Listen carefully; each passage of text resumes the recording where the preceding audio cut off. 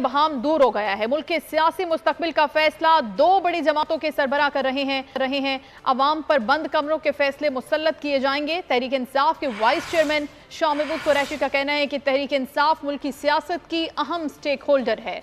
Assembly में opposition leader खुद नून league के टिकट का ख्वाह है। इस्तेहकाम पाकिस्तान पार्टी भी अदम इस्तेहकाम का शिकार हो रही है।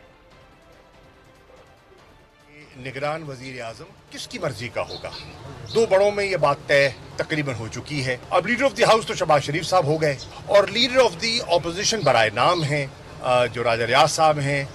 आप जानते हैं वो तो खुद उनकी टिकट के तालिब हैं, तो उनकी क्या राय होनी है?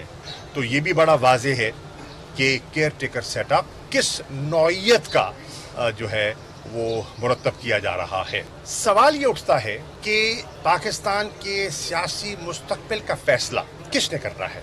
दो बड़ी जमातों के सरबराहान ने करना है या ये हक पाकिस्तान की आवाम को दिया जाएगा कि वो एक शफाफ इंतखाबात के जरिए अपने नुमाइंदे और अपनी निगरान सेटअप का मुशावरती अमल वज़ीर आज़म ने शुरू कर दिया है। वज़ीर आज़म इत्तेहादियों